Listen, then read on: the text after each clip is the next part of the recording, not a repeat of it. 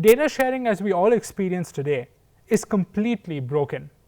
I'm either traveling to different physical offices, branches, getting printouts of my own data to put it together in a folder that I then use to share with any other educational, financial, health service provider, or I'm running around to different digital portals, taking PDF downloads of these statements and then uploading those statements or scanned copies to service providers in order to access any socioeconomically important service out there. Not just that, hundreds of millions of individuals are actually giving out their username and password to highly sensitive bank accounts and health accounts and telecom accounts and taxation accounts, just so that that data could be shared in a manner that they think is convenient, minus all of the hassle of what I just described in the physical world. But that's horribly not secure and compromises privacy severely. And that's where the power of the account aggregator system steps in, because it now gives you, the individual, you, the small business, complete control, complete and absolute control of your data. Let's look at an example from the world of money management, which, as we know today, exists amongst reams of paperwork and spreadsheets.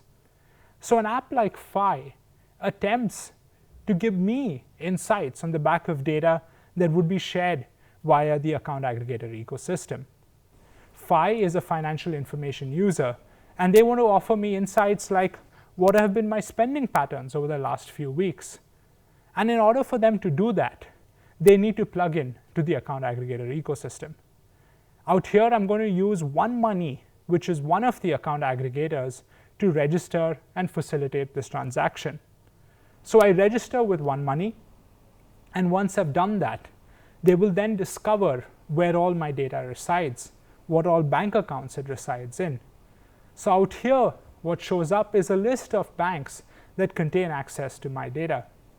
And once I've authorized, saying, okay, I want to go ahead and link my Axis Bank accounts, Axis Bank then authenticates that it is indeed Siddharth that is authorizing this linkage and no one else. And once that linkage is authorized, I now proceed to actually granting consent. I review what data I want to share, for what purpose, for what time period, and if that's okay with me, I then go ahead and say yes for that data to be transferred. And in real time, Fi now gets access to my financial information and can apply their analytics to show me various insights on the back of my spending patterns, and many more. But this is just one example. Let's take a look at the world of credit, which today is rife with inequality. Tens of millions of businesses, hundreds of millions of individuals are shut out because the entire system is based on the back of physical collateral.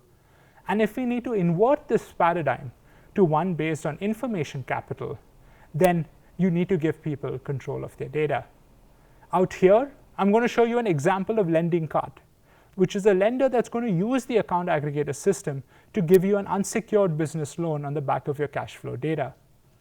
Once I've registered with Lending Card, I give them my demographic information, I give them what loan I'm looking for and other attributes. I then proceed with the account aggregator setup. In this case, I want to link and share data from my HDFC bank account. So HDFC authenticates me. Again, I'm using the OneMoney account aggregator, and once that authentication is successful, they will go ahead and tell me if I can grant consent or not. So out here, I can review what data, again, I'm sharing from what accounts, for what purpose, how long will that data be stored, and other critical attributes that make this an informed consent experience for me. Since this looks okay, I proceed with it. Lending Card receives my data, underwrites my cash flows, and returns back a loan offer in real time, which, if the loan offer is acceptable, I can proceed with setting up my repayments, digitally signing the agreement, and actually getting access to this credit. Now that I've shared my data with a few places, I want to have the ability to go back and view where all this data resides, and maybe even revoke some of my consents.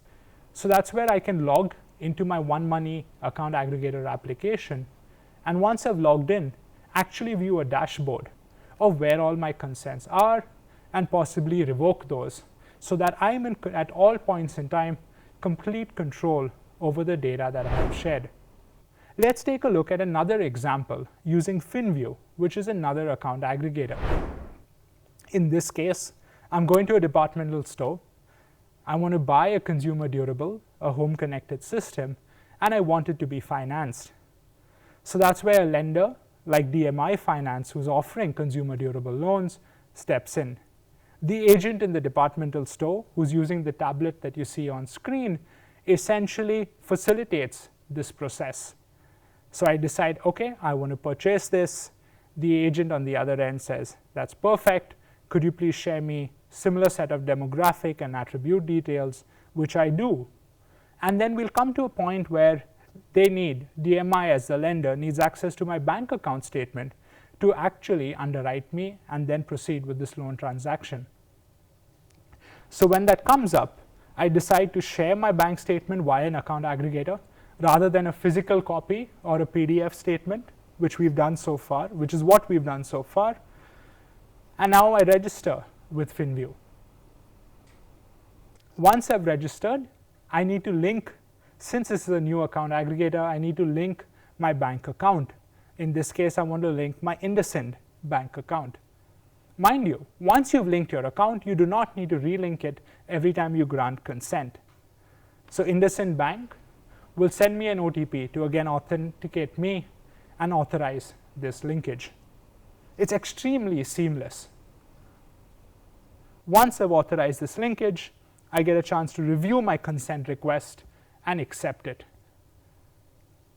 Now that I've accepted it, that data is electronically shared with DMI, who underwrites me and then returns back with an offer that the agent on the other end can actually show to me, and if it's acceptable, I can proceed with that transaction.